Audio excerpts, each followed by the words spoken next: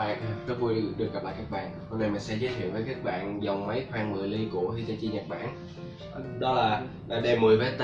Các bạn lưu ý là dòng máy này chỉ có khoan được sắt, thép, gỗ, không có chức năng là khoan bê tông tường. Nào cùng mấy con này sẽ có gì nha. Đầu tiên đó là sách hướng dẫn sử dụng, và trong đây sẽ có bảng tiếng Việt và một số thứ ngữ khác. Các bạn đọc sách hướng dẫn này để có một cái nhìn khái quát về dòng máy D10 VT. Thứ hai, đây là phiếu bảo hành sản phẩm.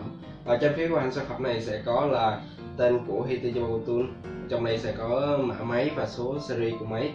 Dưới đây là trung tâm bảo hành sản phẩm, sẽ có địa chỉ, số hotline. Nếu các bạn có vấn đề gì về thắc mắc về dòng máy này, các bạn có thể gọi về số hotline này. Các bạn sẽ được gặp chuyên viên kỹ thuật về các dòng máy này để tư vấn các bạn về những cái vấn đề bạn đang gặp phải. Và đây là máy D10 VT. Đầu tiên là ở ngoài thân máy sẽ có dùng một dòng chữ Hitachi được chụp nổi màu trắng này để phân biệt với các dòng sản phẩm nhái và giả trên thị trường hiện nay. Ở đây là tem của dòng máy Hitachi. Ở đây là có tên của máy D10 VT Hitachi, số series của máy, năm sản xuất, và đây là thông số kỹ thuật của máy. Tiếp theo, sự khác biệt của máy D10 VT này so với truyền thống là gì? Thứ nhất, các bạn rất có thể nhìn rõ về cái đầu khoan. Ở đây là đầu khoan của truyền thống, ở đây là đầu khoan của Hitachi hiện tại mới sản xuất. Đây là đầu khoan tự động. Chắc các bạn khi mà các bạn sử dụng đầu khoan truyền thống này, các bạn phải sử dụng thêm một cái khóa, và các bạn phải xí cái này lại để có thể chặt. Nó rất là mất thời gian, đúng không ạ? So với cái máy D10 VT này rất là đơn giản thôi. Các bạn đây là đầu tự động, các bạn gắn cái mũi khoan vào, chỉ cần xoay theo chiều của kim đồng hồ. Khi các bạn thấy cứng rồi thì nó đã cố định cái mũi khoan chắc. Các bạn mở ra cũng rất là đơn giản thôi, chỉ cần xoay theo ngược chiều kim đồng hồ nó ra rồi, rất là đơn giản và tiết kiệm thời gian của bạn. Tiếp theo, đây là cái cần trục đảo chiều. Nếu mà các bạn gạt về bên phải, đây là có chữ R là ký hiệu right bên phải, thì các bạn đang khoan vào.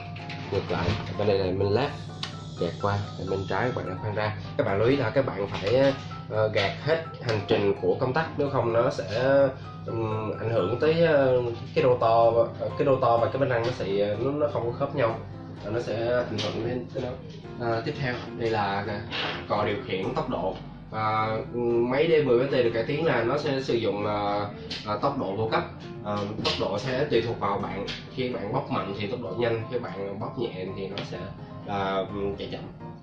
Mình sẽ thử các bạn nghe xem nhé. Đây, chậm, mình bóc nhẹ nó thì chậm này, mình bóc nhanh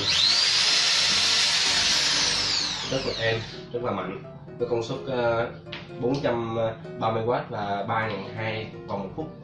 Thì các bạn, cái công việc nó sẽ giúp cái công việc của bạn rất là nhẹ nhàng, hiệu quả công việc rất là tốt. Và khi các bạn muốn sử dụng nó khoan lâu thì các bạn cần thấy mối tay, đúng không ạ? Thì các bạn chỉ cần ở đây máy sẽ có một cái công tắc là công tắc tự động. Công tắc này sẽ giúp máy sẽ chạy tự động, chạy tự động. Các bạn chỉ cần bóp vào, nhấn này, đó, nó đang ở chế độ tự động. Các bạn muốn trở về bình thường thì các bạn chỉ cần bóp còi tự động thêm một lần nữa. Đó, nghe các bạn nghe tiếng tạch nó lại trở về bình thường. Mình sẽ thử nha. Đây.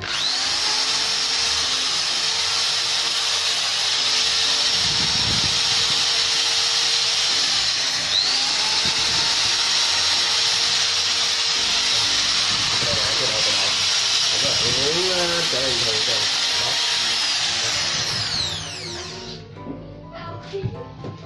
Mình đã giới thiệu với các bạn về dòng máy D10 VT.